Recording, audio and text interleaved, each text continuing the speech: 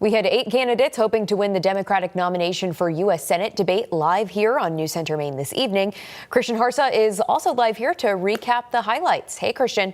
Hi, Bailey. Tonight's debate was split into two halves, and we saw two pretty distinct trends. The first half had 4 seasoned candidates: Shanna Bellows, Troy Jackson, Narav Shah, and Jordan Wood. Out of the gate before other candidates could beat him to it, Shah made ICE and the recent death of Johann Sebastian Guerrero the focus of his opening statement. ICE became a big talking point during the debate.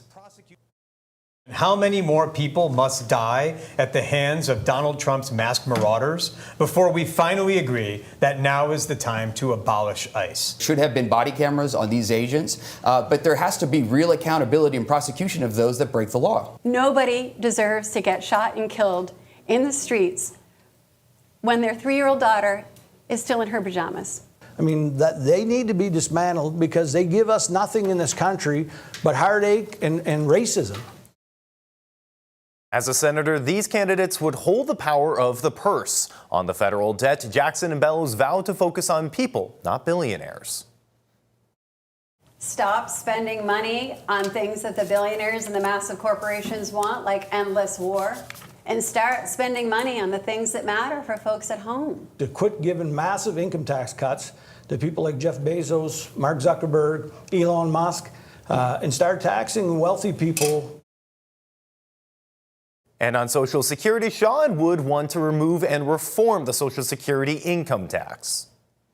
A lot of the projections that are out there say that by lifting the cap or scrapping it altogether, we could very quickly return the program to solvency. Even break out a three-tier bracket. So actually the wealthiest people in this country are going to have the tax that they pay increased and lower it for the lowest income people. For the second half, we heard a lot of those same comments from the candidates, but the latter debate felt more genuine, less like an opportunity for a stump speech and more like a chance for normal people to be heard. The stage had David Costello, who got 8% of the vote in the Senate primary in June, Elizabeth Dickerson, a former state representative and town manager, Dan Kleban, who briefly ran in the Senate primary and is the co-founder of the Maine Beer Company, and Ashley Webb, a Farmington resident who ran unsuccessfully twice for the New Hampshire State House.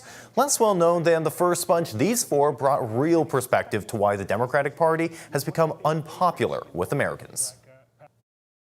All they're interested in is the money. They take the big money. They just do whatever the big money says to do. It's because we've lost focus of being the party about kitchen table issues. The biggest thing we should do is when we say we're going to do something, we should do it, and we should stand by it. We've got to deliver on all of the things that we've been supporting for 30 years, which is universal child care, universal health care. Is discussing gun control.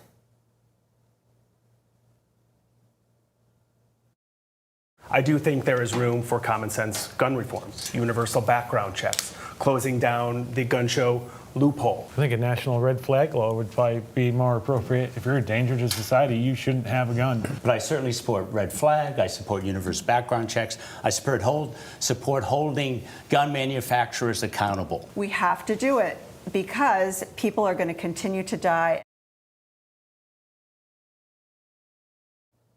Both halves of our debate will be on our website, streaming app, and YouTube channel for you to watch if you missed it. We'll just have to wait until July 25th, though, to figure out who Democrats think will give Collins the best run for her money. All right, Christian Harsa live in our studio. Thank you, Christian.